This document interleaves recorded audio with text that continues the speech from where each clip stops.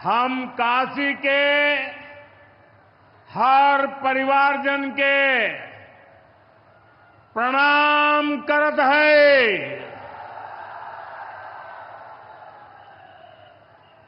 UP के मुख्यमंत्री Yogi Adityanath ji, deputy CM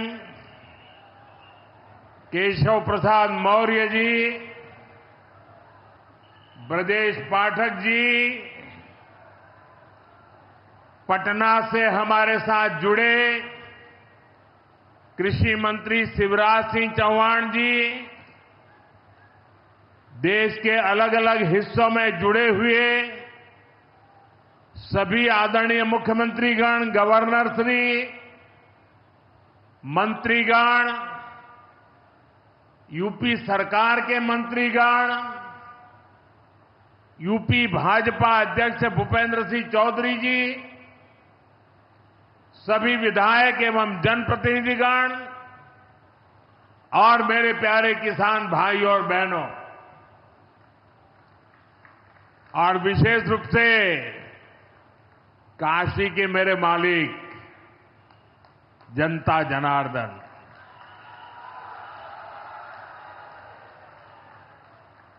आज हम काशी से देश भर के लाखों किसानों से जुड़े हुए हैं।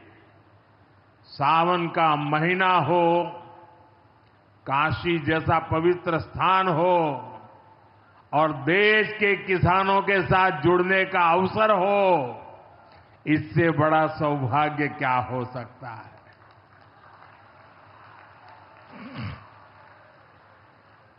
आज मैं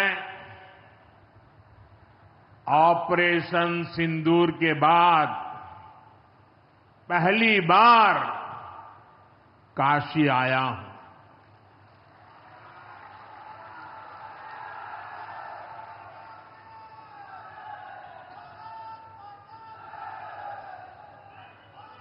जब 22 अप्रैल को पहलगाम में आतंकी हमला हुआ था, 26 निर्दोष लोगों की इतनी बेरहमी से हत्या कर दी गई। उनके परिवार की पीड़ा, उन बच्चों का दुख, उन बेटियों की वेदना, मेरा हृदय बहुत तकलीफ से भर गया था। तब मैं बाबा विश्वनाथ से यही मना रहा था कि सभी पीड़ित परिवारों को ये दुख सहने की हिम्मत दे। काशी के मेरे मालिकों, मैंने अपनी बेटियों के सिंदूर का बदला लेने का जो वचन दिया था,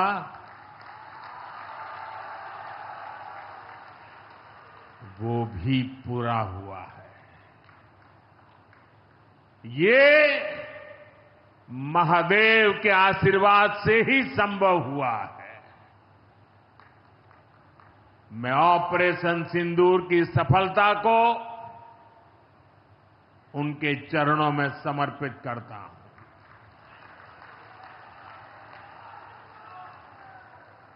साथियों,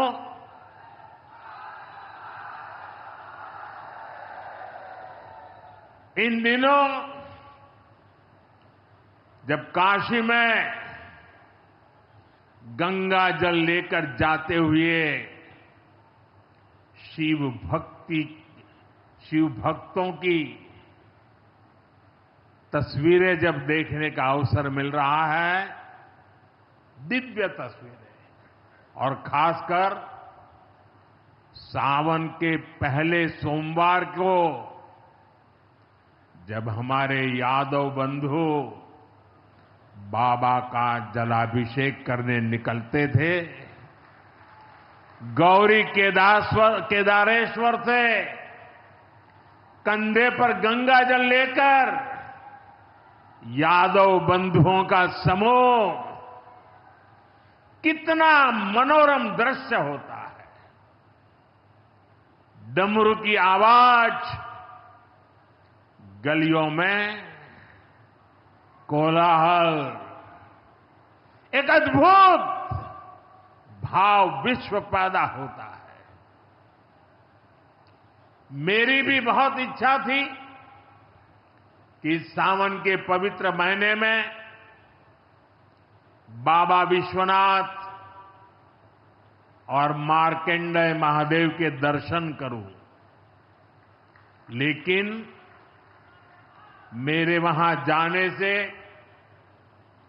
महादेव के भक्तों को असुविधा न हो, उनके दर्शन में बाधा न पड़े, इसलिए मैं आज यहीं से भोलेनाथ और मां गंगा को प्रणाम कर रहा हूं।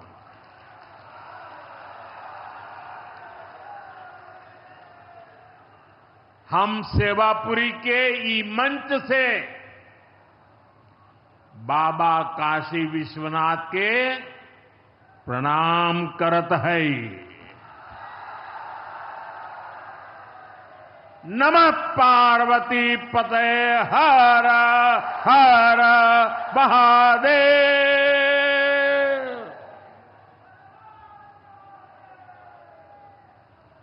साथियों, कुछ दिनों पहले मैं तमिलनाडु में था। मैं वहां 1000 साल पुराने एक ऐतिहासिक मंदिर गया था, गंगईकोंडा चोलापुरम मंदिर।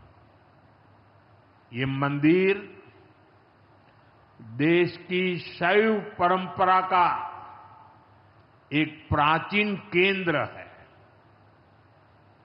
ये मंदिर हमारे देश के महान और प्रसिद्ध महान राजा राजेंद्र चोल ने बनवाया था।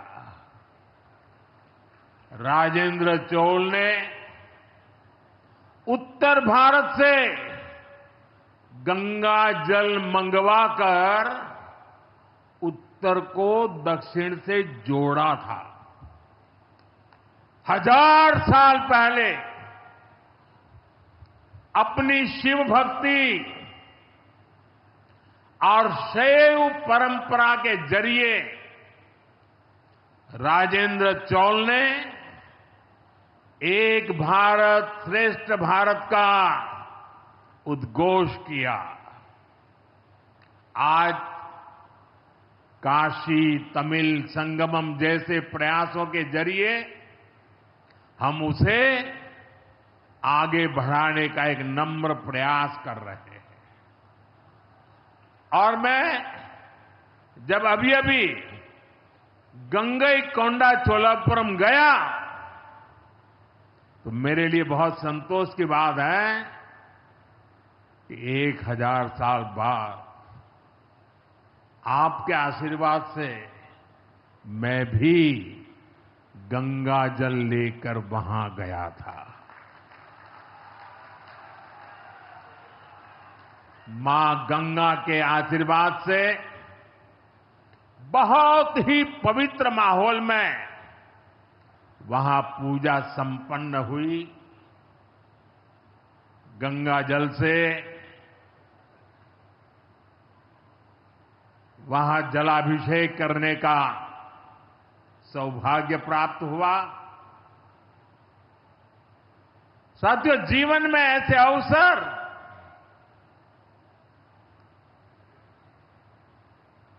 बहुत प्रेरणा देते हैं। देश की एकता की हर बात नई चेतना जगा देती है। और तभी तो ऑपरेशन सिंदूर सफल होता है।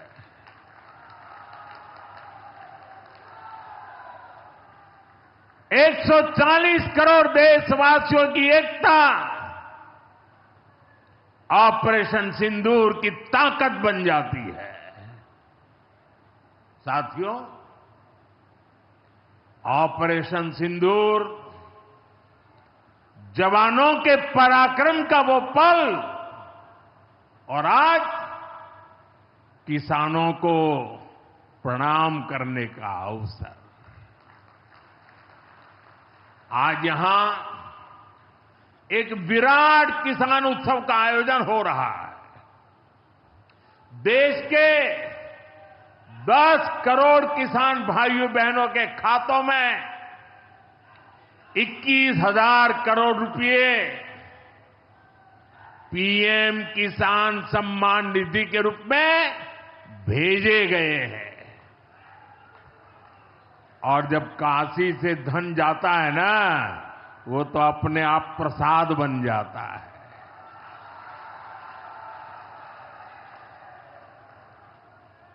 ₹21,000 करोड़ रुपया किसानों के खाते में जमा। साथियों, आज यहां भी 2,000 करोड़ रुपए से ज्यादा की विकास परियोजनाओं का लोकार्पण और शिलान्यास भी हुआ है। बाबा के आशीर्वाद से काशी में विकास की अविरल धारा मां गंगा के साथ साथ आगे बढ़ रही है। मैं आप सभी को, देश के किसानों को बहुत बहुत बधाई देता हूं। अभी कुछ ही दिन पहले काशी में सांसद टूरिस्ट गाइड प्रतियोगिता भी आयोजित की गई थी। यानी स्पर्धा के द्वारा स्किल डेवलपमेंट, स्वयं प्रयास से स्किल डेवलपमेंट, उसके अनेक प्रयोग आज काशी की भूमि में हो रहे हैं। आने वाले दिनों में काशी सांसद फोटोग्राफी प्रतियोगिता, सांसद रोजगार मेला समेत कई और आयोजन भी होने वाले हैं।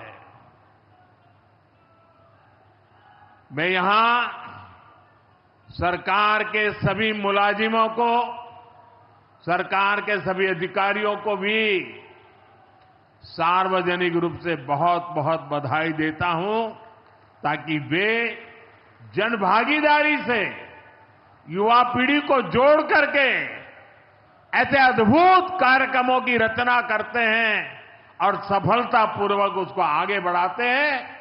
इस काम में जुड़े हुए सभी अधिकारी भी बहुत बहुत बधाई के पात्र हैं। जो ये प्रतियोगिता में हिस्सा ले रहे हैं, उनको भी मेरी बहुत बहुत शुभकामनाएं हैं। साथियों, हमारी सरकार निरंतर किसानों की खुशहाली के लिए काम कर रही है।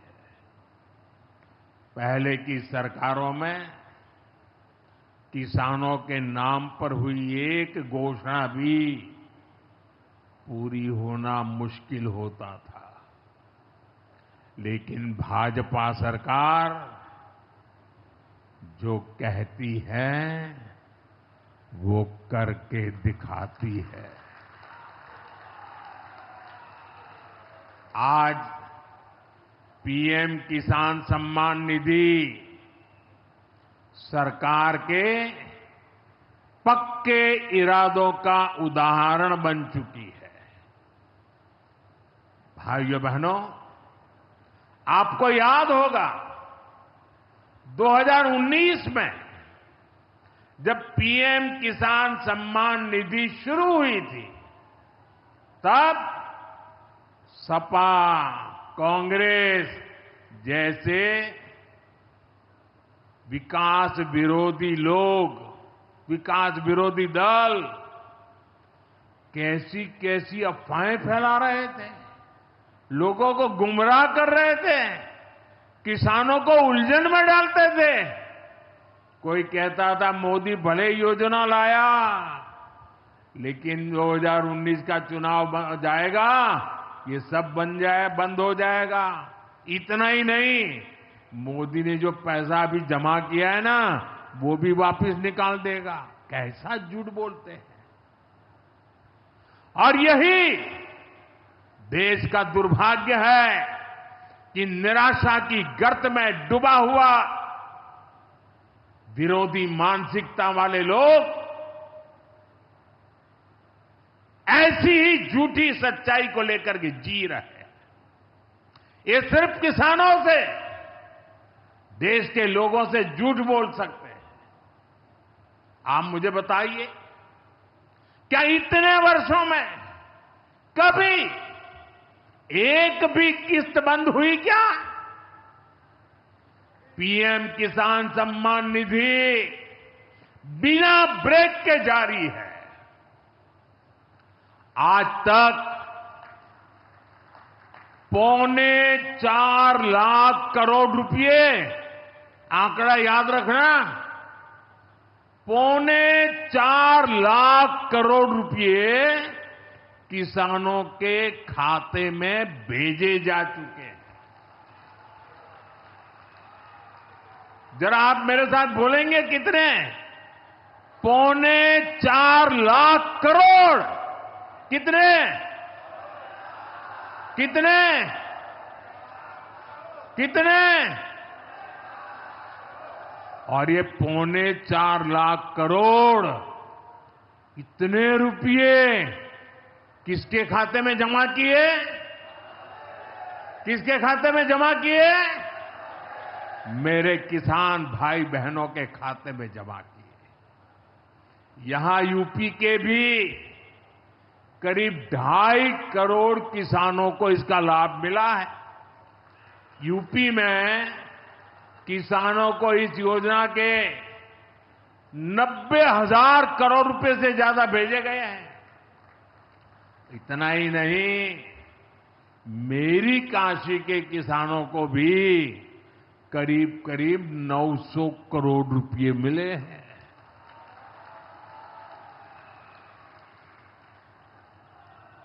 आपने ऐसा सांसद चुना कि आपके खाते में 900 करोड़ रुपया आया है। और इससे बड़ी बात, बिना किसी कट कमीशन के, कोई बिचौलिया नहीं, कोई कट नहीं, कोई कमीशन नहीं, कोई पैसे की हेरा फेरी नहीं, सीधे ये पैसे किसानों के खाते में पहुंचे हैं।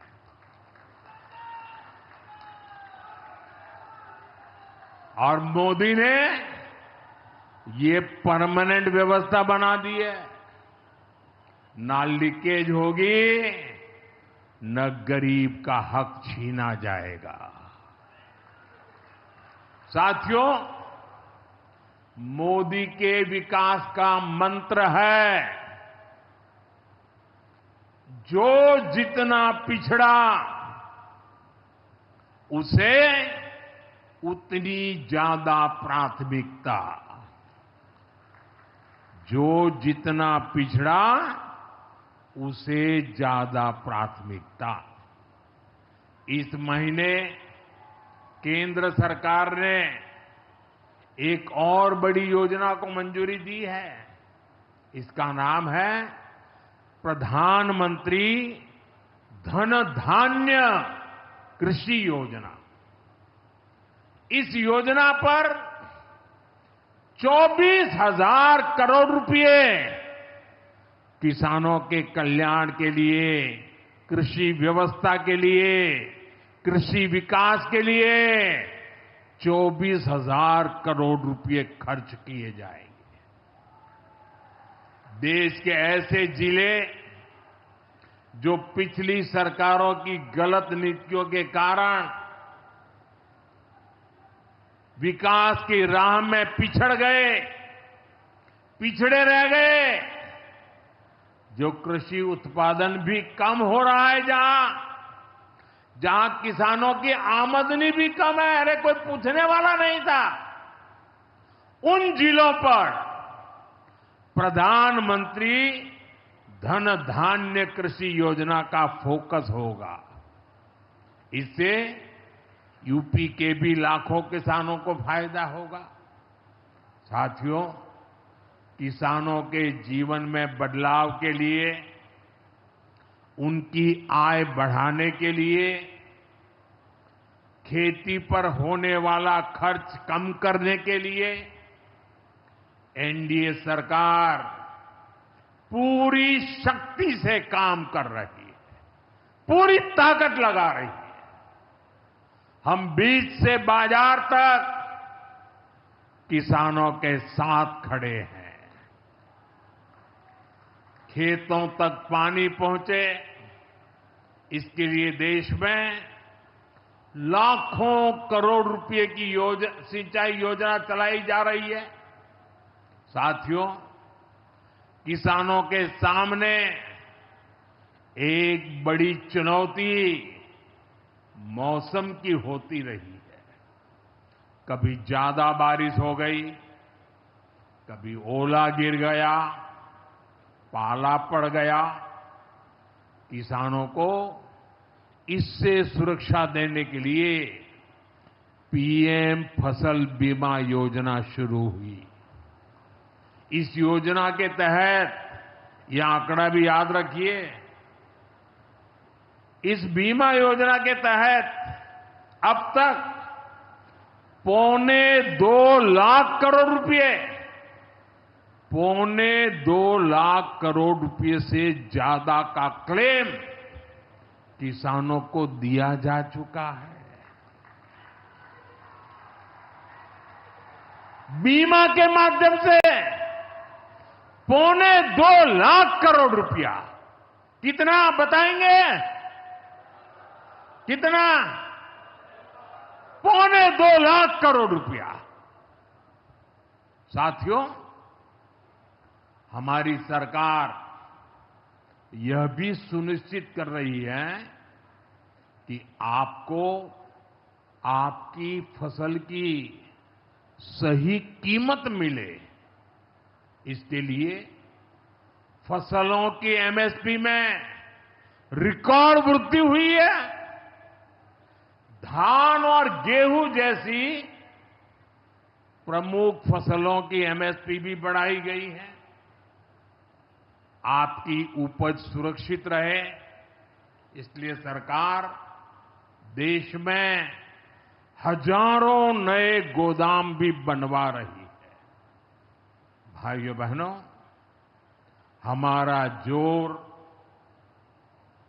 कृषि अर्थव्यवस्था में महिलाओं की भागीदारी बढ़ाने पर भी है। हम लखपति दीदी अभियान चला रहे हैं। हमारा लक्ष्य देश में 3 करोड़ लखपति दीदी बनाने का है। 3 करोड़ लखपति दीदी। ये सपा वाले तो ये आंकड़ा सुनकर के ही साइकिल लेके भाग जाएंगे।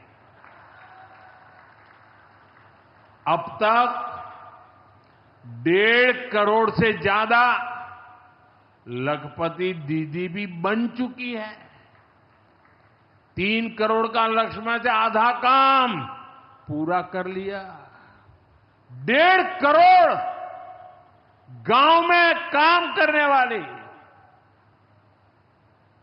गरीब परिवार की, किसान परिवार की हमारी बहनें 1.5 करोड़ बहनें लखपति दीदी बन जाए, ये बहुत बड़ा काम हो रहा है। सरकार के ड्रोन दीदी अभियान ने भी लाखों बहनों की आय बढ़ाई है। साथियों, हमारी सरकार कृषि से जुड़ी आधुनिक रिसर्च को खेतों तक पहुंचाने में भी जुटी है। इसके लिए मई और जून के महीने में खास तौर पर विकसित कृषि संकल्प अभियान चलाया गया। लैब से लैंड के मंत्र के साथ 1.25 करोड़ से अधिक किसानों से सीधा संवाद किया गया।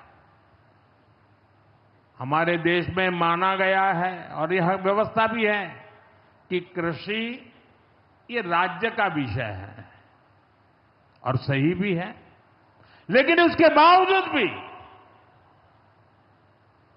भारत सरकार को लगा, एनडीए सरकार को लगा, मोदी सरकार को लगा कि भले विषय राज्य का हो, राज्य करे, कर पाए न कर पाए, बहुत से राज्य जो नहीं कर पाते हैं, तो हमने तय किया कि हम खुद भी कुछ करेंगे और करोड़ों किसानों के साथ सीधा संवाद किया। साथियों, केंद्र सरकार की योजनाओं का लाभ आप सभी तक निरंतर पहुंचता रहे, इस दिशा में आज मुझे आपके साथ एक अहम जानकारी साझा करनी है और उसमें मुझे आपकी मदद भी चाहिए। यहां बैठे हुए लोगों की भी मदद चाहिए। आपको पता है, जनधन योजना के तहत देश में 55 करोड़ गरीबों के बैंक खाते खोले गए। जिनको कभी बैंक का दरवाजा देखने का सौभाग्य नहीं मिला था, ऐसे 55 करोड़ लोगों के खाते, ये मोदी को जब से आपने काम करने का अवसर दिया ना, मैं ये काम कर रहा था। 55 करोड़। अब इस योजना को हाल ही में 10 साल पूरे हुए हैं। अब बैंकिंग क्षेत्र का कुछ नियम है। वो नियम ये कहते हैं कि 10 साल बाद बैंक खातों का दोबारा से केवाईसी करना जरूरी होता है। एक प्रक्रिया पूरी करनी होती है। अब आप बैंक में जाएं, करें या न करें, पहले सब आपको करना होता था। अब मैंने थोड़ा आपका भार कम करने का बीड़ा उठाया है, तो मैंने बैंक वालों से कहा कि लोग आएं, केवाईसी करें, अच्छी बात है। हमें नागरिकों को हमेशा जागृत रखना चाहिए, लेकिन हम क्या एक अभियान चला सकते हैं? मैं आज रिजर्व बैंक का, हमारे देश की सभी बैंकों का, बैंक के सभी कर्ता धर्ताओं का हृदय से अभिनंदन करना चाहता हूं। आज उन्होंने एक ऐसा काम उठाया है जो हमें गर्व से भर देता है। बैंक के लोग इस 10 करोड़ लोगों को, अरे 10 साल के बाद ये 55 करोड़ लोग अपना फिर से रिव्यू करें, इसलिए केवाईसी जो करना है, इस काम को पूरा करने के लिए 1 जुलाई से देश भर में बहुत बड़ा अभियान चल रहा है। हमारे बैंक स्वयं हर ग्राम पंचायत तक पहुंच रहे हैं, वहां पर जाकर के मेला लगाते हैं। अब तक ऐसी करीब 1 लाख ग्राम पंचायत में बैंक अपने कैंप, अपना मेला लगा चुके हैं। लाखों लोगों ने दोबारा अपना केवाईसी भी करा लिया है और ये अभियान आगे भी चलने वाला है। मैं ऐसे हर साथी जिसका जनधन खाता है उससे आग्रह करूंगा कि वो फिर से अपना केवाईसी जरूर करा ले। साथियों, ग्राम पंचायतों में बैंक जो स्पेशल कैंप लगा रहे हैं, अभी भी लाखों पंचायतों का काम जारी है। मैं समझता हूं कि इन कैंप का फायदा उठाना चाहिए और उसके कई फायदे हैं। एक और फायदा भी है, इन कैंपों में प्रधानमंत्री सुरक्षा बीमा योजना, प्रधानमंत्री जीवन ज्योति बीमा योजना, अटल पेंशन योजना, ऐसी अनेक योजनाओं का रजिस्ट्रेशन भी हो रहा है। और ये बीमा तो ऐसा है कि एक चाय के खर्चे से भी कम खर्चा लग जाता है। ये योजनाएं आपकी बहुत मदद करती है। इसलिए बैंकों ने जो जितना बड़ा अभियान चलाया है, आप इसका बहुत फायदा लीजिए। पूरे देश के लोगों से मैं कहता हूं, आप इन कैंपों में जरूर जाइए। अब अगर आप अब तक इन योजनाओं से नहीं जुड़े हैं तो उनके लिए रजिस्ट्रेशन करवाइए और अपने जनधन खाते का केवाईसी भी कराइए। मैं भाजपा के और एनडीए के सभी प्रतिनिधियों से कहूंगा कि वो ज्यादा से ज्यादा लोगों को इस अभियान के प्रति जागरूक करें। बैंकों से बात करें, कब कैंप कहां लगने वाला है, वो क्या मदद हम कर सकते हैं। हम सामने से होकर बैंकों के इतने बड़े काम में हाथ बटाएं, उनको मदद करें और ज्यादा से ज्यादा लोगों को, जहां भी कैंप लगता है उस इलाके के लोगों को इस अभियान से जोड़े। साथियों, आज महादेव की नगरी में विकास और जन कल्याण के इतने काम हुए। शिव का अर्थ ही होता है, शिव का मतलब ही है कल्याण। लेकिन शिव का एक रूप और भी है। शिव का एक रूप तो कल्याण है, शिव का दूसरा रूप है रुद्र रूप। सामने जब आतंक और अन्याय होता है तब हमारे महादेव रुद्र रूप धारण करते हैं। ऑपरेशन सिंदूर के दौरान दुनिया ने भारत का यही रूप देखा है। भारत पर जो वार करेगा वो पाताल में भी नहीं बचेगा।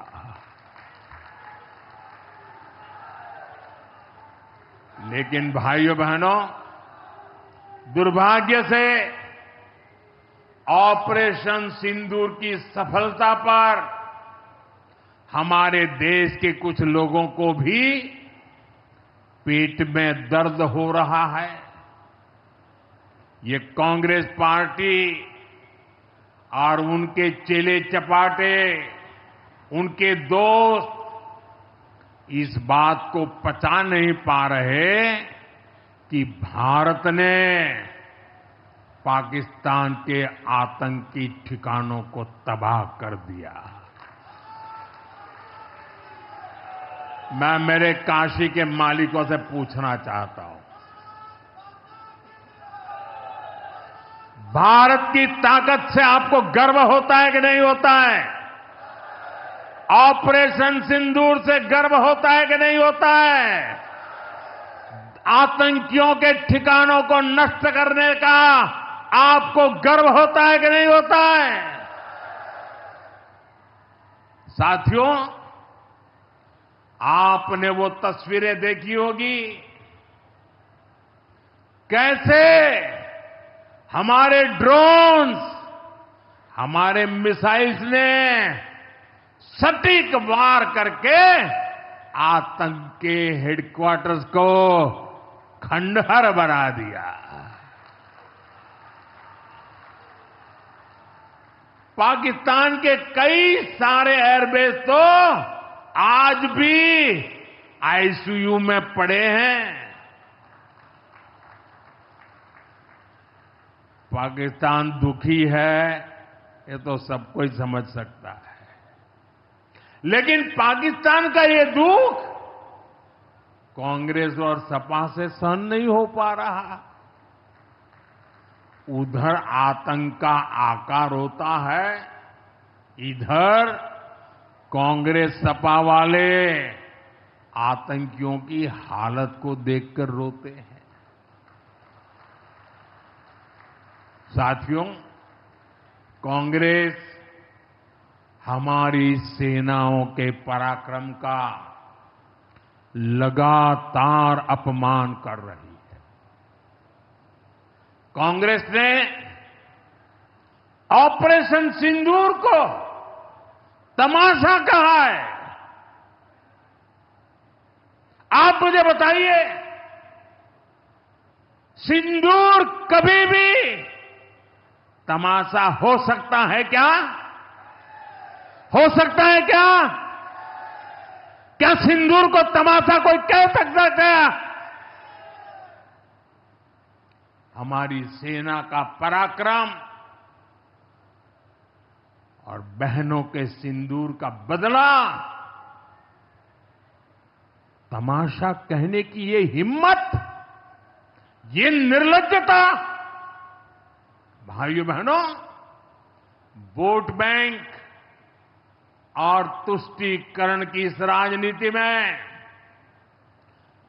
ये समाजवादी पार्टी भी पीछे नहीं है। ये सपा के नेता संसद में कह रहे थे, पहलगाम के आतंकवादियों को अभी क्यों मारा? अब बताइए, क्या उनको पूछ फोन करूं क्या? सपा वालों को मारूं क्या ना मारूं? कोई मुझे बताए भाई, सामान्य बुद्धि से बताए, क्या आतंकवादियों को मारने के लिए भी क्या इंतजार करना चाहिए क्या? क्या उन्हें भागने का मौका देना था क्या? ये वही लोग हैं जो यूपी में जब सत्ता में थे तब आतंकवादियों को क्लीन चिट देते थे, बम धमाके करने वाले आतंकियों से मुकदमे वापस लेते थे। अब उन्हें आतंकवादियों के मारे जाने पर परेशानी हो रही है। इन्हें ऑपरेशन सिंदूर के नाम पर परेशानी हो रही है। मैं इन लोगों को काशी की धरती से कहना चाहता हूं, ये नया भारत है।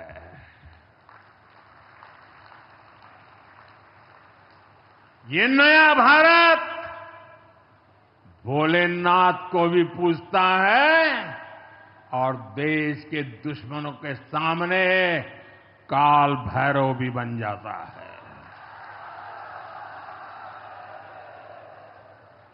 साथियों, ऑपरेशन सिंदूर के दौरान भारत के स्वदेशी हथियारों की ताकत पूरी दुनिया ने देखी है। हमारे एयर डिफेंस सिस्टम, हमारी स्वदेशी मिसाइलें, स्वदेशी ड्रोन्स, इन्होंने आत्मनिर्भर भारत की ताकत को साबित किया है। खासकर हमारी ब्रह्मोस मिसाइलें, इनकी दहशत भारत के हर दुश्मन के भीतर भर गई है। पाकिस्तान में कहीं यूं ही ब्रह्मोस आवाज आ जाए ना तो नींद नहीं आती। मेरे प्यारे भाई बहनों, मैं यूपी का सांसद हूं। यूपी के सांसद के नाते मुझे खुशी है कि वो ब्रह्मोस मिसाइलें हमारे यूपी में भी बनेगी।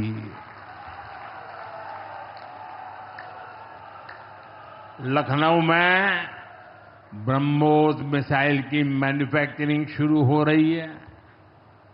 यूपी डिफेंस कॉरिडोर में भी कई बड़ी डिफेंस कंपनियां अपने प्लांट लगा रही है।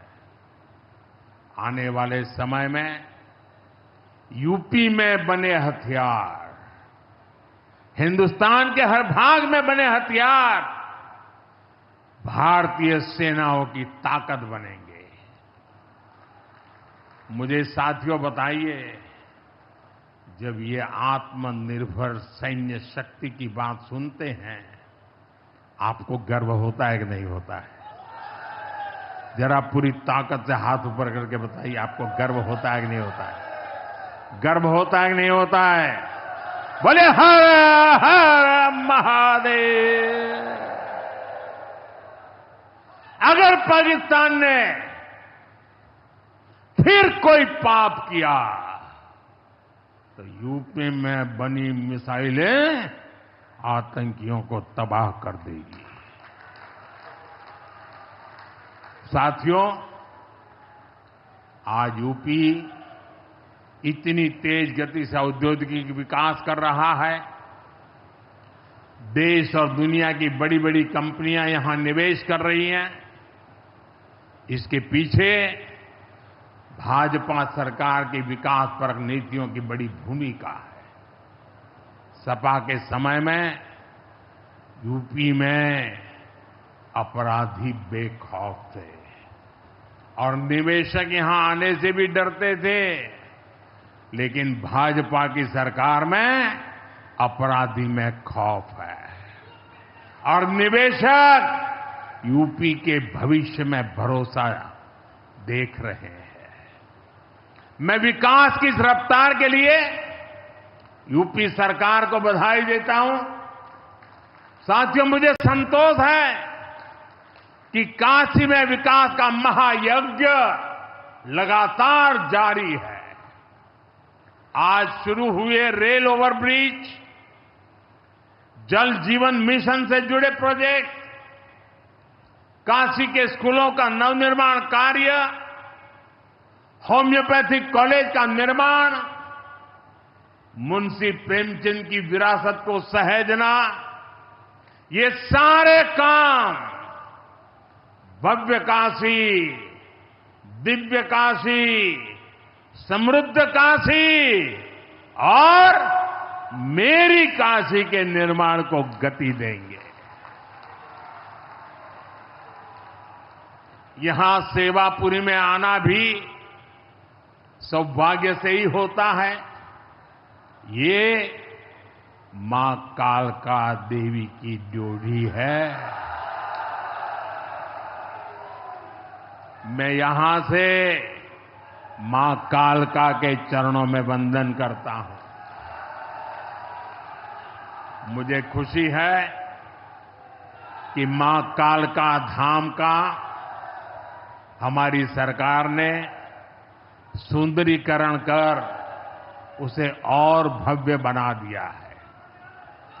मंदिर तक आना जाना भी आसान हो गया है। सेवापुरी का इतिहास क्रांति का इतिहास रहा है। स्वतंत्रता संग्राम में यहां के अनेकों लोगों ने भागीदारी की थी। यही वो सेवापुरी है जहां महात्मा गांधी की कल्पना साकार हुई। यहां घर घर महिला पुरुष के हाथों में चरखा हुआ करता था। और सहयोग देखिए, अब चांदपुर से भदोई रोड जैसे प्रोजेक्ट से काशी के बुनकरों के साथ भदोही के बुनकर भी जुड़ रहे हैं। इसका लाभ बनारसी सिल्क के बुनकरों को भी होगा और भदोही के कारीगरों को भी होगा। साथियों, काशी बौद्धिक जनों की नगरी है। आज जब हम आर्थिक प्रगति की बात कर रहे हैं तो मैं आपका ध्यान वैश्विक हालातों पर भी ले जाना चाहता हूं। आज दुनिया की अर्थव्यवस्था कई आशंकाओं से गुजर रही है। अस्थिरता का माहौल है। ऐसे में दुनिया के देश अपने अपने हितों पर फोकस कर रहे हैं। अपने अपने देश के हितों पर ध्यान केंद्रित कर रहे हैं।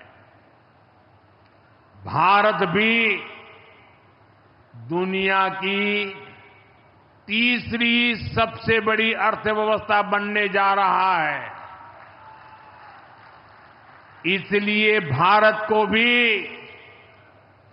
अपने आर्थिक हितों को लेकर सजग रहना ही है। हमारे किसान, हमारे लघु उद्योग, हमारे नौजवानों के रोजगार, इनका हित हमारे लिए सर्वोपरि है। सरकार इस दिशा में हर प्रयास कर रही है, लेकिन देश के नागरिक के रूप में भी हमारे कुछ दायित्व है। और ये बात सिर्फ मोदी नहीं, हिंदुस्तान के हर व्यक्ति ने दिन में हर पल बोलते रहना चाहिए, दूसरे को कहते रहना चाहिए। जो देश का भला चाहते हैं, जो देश को तीसरे नंबर की इकोनॉमी बनाना चाहते हैं, ऐसा कोई भी राजनीतिक दल हो, कोई भी राजनेता हो, उसने अपने संकोच को छोड़ करके देश हित में हर पल, हर बार, हर जगह देशवासियों के अंदर एक भाव जगाना होगा, और वो है हम स्वदेशी का संकल्प लें। अब हम कौन सी चीजों को खरीदेंगे, कौन से तराजू से तोलेंगे? मेरे भाइयों बहनों, मेरे देशवासियों, अब हम कुछ भी खरीदें तो एक ही तराजू होना चाहिए। हम उन चीजों को खरीदेंगे जिसे बनाने में किसी न किसी भारतीय का पसीना बहा है। और जो चीज भारत के लोगों द्वारा बनी है, भारत के लोगों के कौशल्य से बनी है, भारत के लोगों के पसीने से बनी है, हमारे लिए वह स्वदेशी है। हमें vocal for local, vocal for local मंत्र को अपनाना होगा। हम संकल्प लें कि हम मेक इन इंडिया प्रोडक्ट्स को ही बढ़ावा देंगे। हमारे घर में जो कुछ भी नया सामान आएगा, मैं नए सामान की बात कर रहा हूं, हमारे घर में जो भी नया सामान आएगा वो स्वदेशी ही होगा। ये जिम्मेदारी हर देशवासी को लेनी होगी। और मैं आज मेरे व्यापार जगत के भाई बहनों से विशेष आग्रह करना चाहता हूं। मैं मेरे दुकानदार भाई बहनों से आग्रह करना चाहता हूं, जब दुनिया इस प्रकार से अस्थिरता के माहौल से गुजर रही है, तब हम भी, चाहे व्यापार हो, छोटी दुकान हो, कारोबार करते हो, अब हम हमारे यहां से सिर्फ और सिर्फ स्वदेशी माल ही बेचेंगे। साथियों, ये स्वदेशी माल बेचने का संकल्प भी देश की सच्ची सेवा होगा।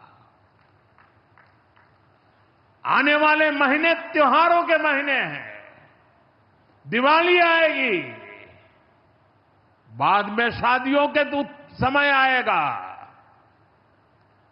हर पल अब स्वदेशी ही खरीदेंगे।